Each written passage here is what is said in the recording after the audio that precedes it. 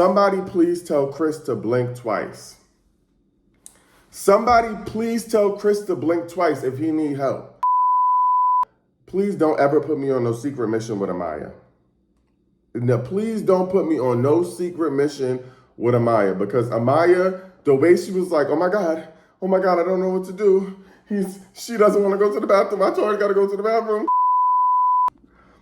Now, let's get into episode 33 recap.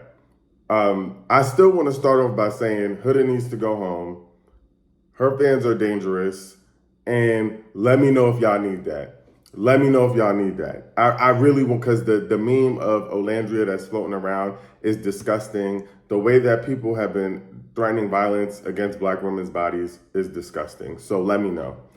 So last night, I truly want to start off by saying, somebody please tell Chris to blink twice. Somebody please tell Chris to blink twice if he need help.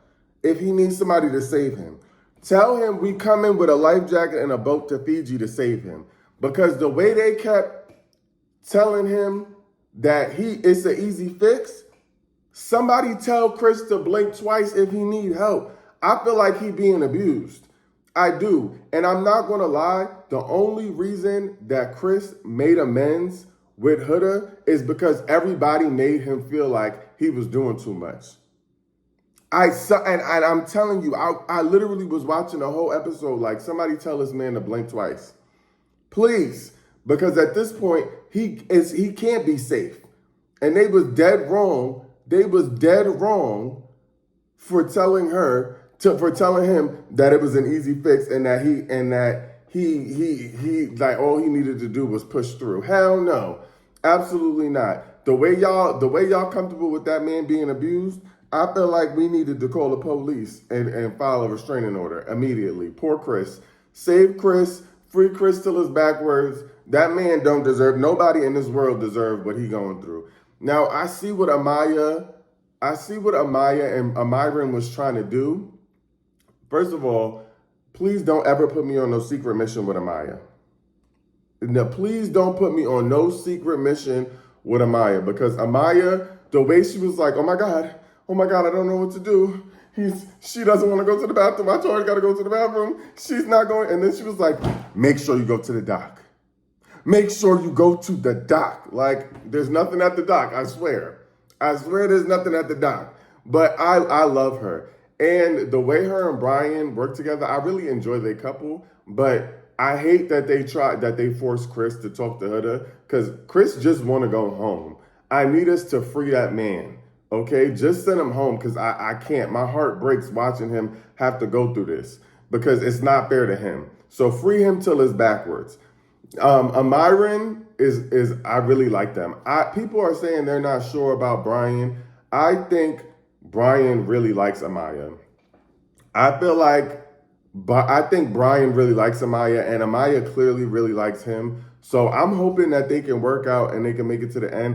But also, Amaya has the craziest redemption arc in history of Love Island. Because when Amaya first came in, she literally was like a crash out and no one understood her. When I tell you that Amaya has become fan favorite, and my fan favorite too, I will watch Amaya any day because she's hilarious. She's so misunderstood, but when I tell you she's the best thing that happened to that villa, shout out to Amaya. I hope she finds love. She deserves love. She deserves love. But, and honestly, they're not too far from each other, so it's not even really that long distance, because one is in Boston, one is in New York City. They can make that work. But yeah, don't ever put me on no secret mission with Amaya, because that was really hard to watch last night. Let me show y'all. I didn't get to show y'all this. Why was TJ on TikTok subbing Iris and Pepe? Oh, yeah, okay. So this is what TJ posted. Hold on, let me wipe my screen so y'all can see it. This is what TJ posted, right? It says, hold on, let me see if I can get it better for y'all. It says, you see, at least I went camping. So if y'all remember, during the episode, him and Iris went camping. So it says, at least I went camping. And then it said, and then the caption says, I would never put my kids on the counter next to the stove. So if y'all remember when they had the babies, Iris and Pepe left their baby sitting on the stove on the countertop by the stove. And honestly, the at least I went camping is kind of crazy because based on what I remember from the episode, when they went camping, they was getting freak nasty. When TJ and Iris was camping, they was sitting outside getting nasty. So I feel like what he's trying to say is giving Ray J I hit it first. It's giving he trying to pull a Ray J I hit it first. But like to me, I feel like that's corny. And you need to let it go. I think you need to let it go because you just mad because you see Pepe and Iris trying to crack each other. You know what I'm saying? It's giving sorry. So I don't know why you thought you ate with that one, but you really didn't do what you thought you did. But misery, I'm telling you, that to me is crazy. And I always thought TJ was corny. Even Vanna did an interview and said TJ was corny. And to me, it's like, if Vanna's saying you're corny, then you corny. Then you're corny. Taylor and Clark did an interview. And let's talk about what they talked about in the interview. So I didn't watch the whole interview because that's like watching paint dry. I'm not going to lie. The two of them in the villa was like watching paint dry. So I did not watch the whole, I didn't watch the whole thing, but let me give y'all some highlights from the Taylor and Clark interview. So number one is Taylor and Clark definitely confirmed that Huda had her coochie in Ace's face. They definitely confirmed that she did entirely too much during the challenge. They literally said, yes, she did too much. He didn't even hesitate. He literally, and they was like, is it true that she had her, in his face? And he was like, damn near, yes. She had her hoochie coochie in Ace's face. And that's why Chelly said, I feel like you did too much. Because why would you be busting it open on somebody's man's face? Weird. I feel like also during the interview, they tried to basically say that Olandria and Nic kept finding their way back to each other, so they should explore and they're not mad at it. But I feel like that's just Taylor trying to get redemption. Like he's trying to get people to not look at him as the villain. But what really blew mine from what I saw in the interview is that he still hasn't just said, I messed up, I'm sorry. He still hasn't said, I messed up, I shouldn't have moved that way, I'm sorry. And I don't like that. I can't, there's no accountability in nothing he's saying. And to me, that's just corny.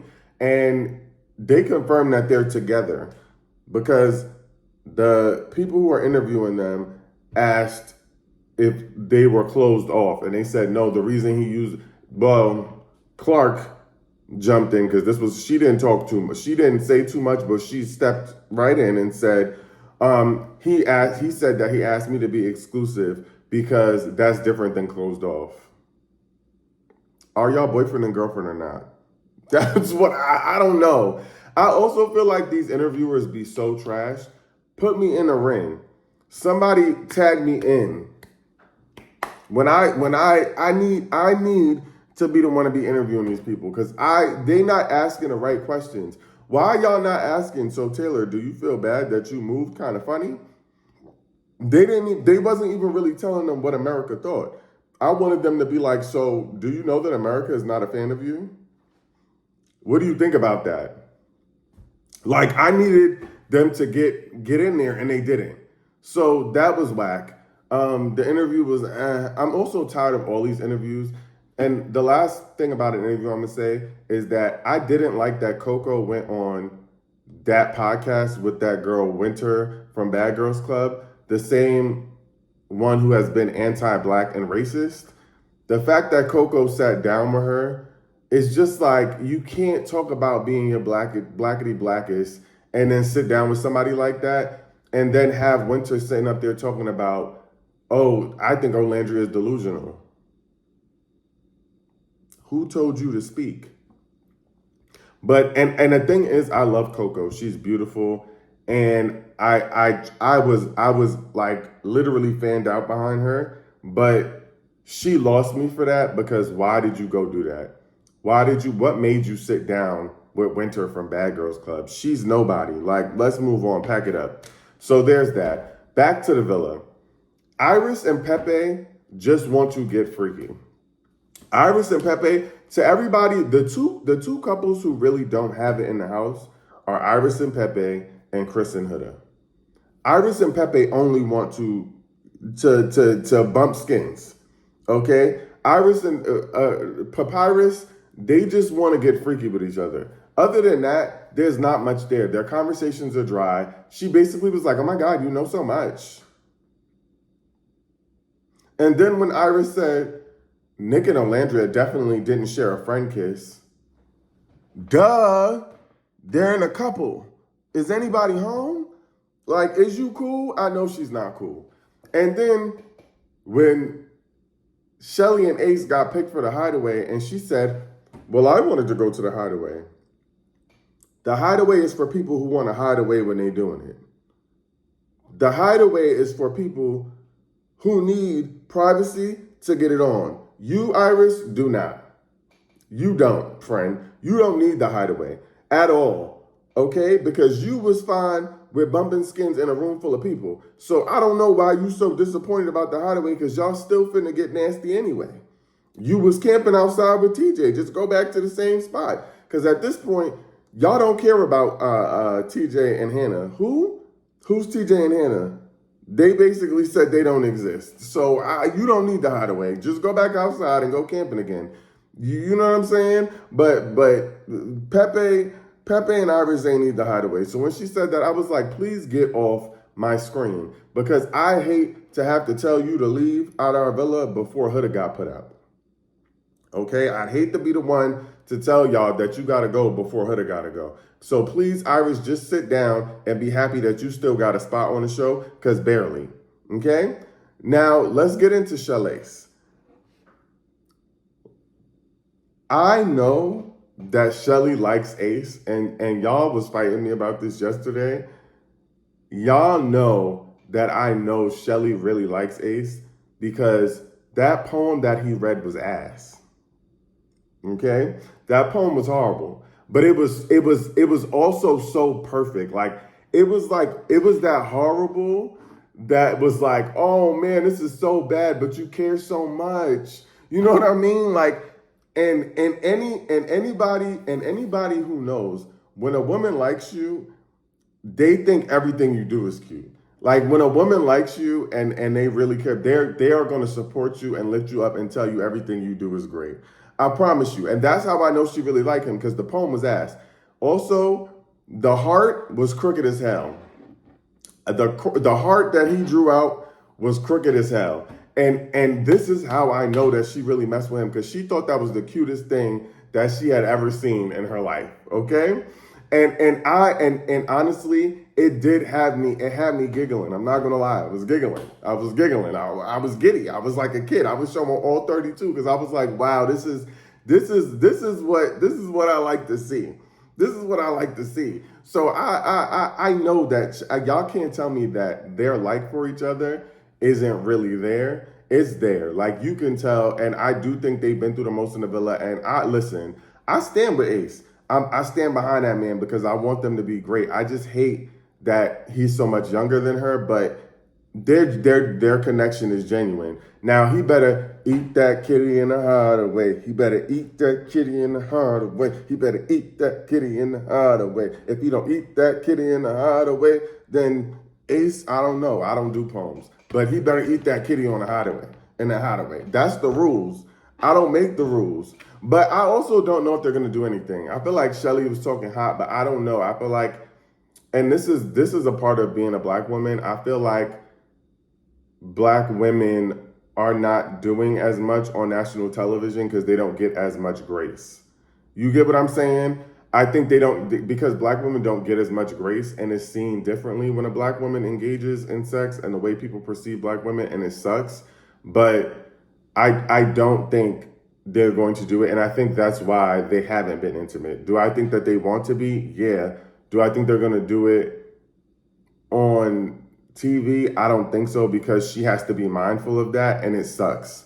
It sucks. And also, we're raised different. Like, I don't want my mama seeing me get freaky on television. You get what I'm saying? Like, so that's just that. I don't know if they're going to get freaky, but listen, right now, Chellace got me in my feelings. Chellace got me in my feelings. I ain't gonna lie. Chellace got me in my feelings. You know what I'm saying? And they was looking real when they was going to the Hideaway. Shelly was looking finer than, you know what I'm saying? So I stand with Chellace. I'm rocking with y'all Chellace fans. Now, Nic Olandria. Let me give y'all my synopsis before y'all fight me. Hands up, okay? Nic Olandria. I think Nic likes Olandria a lot more than Olandria likes Nic.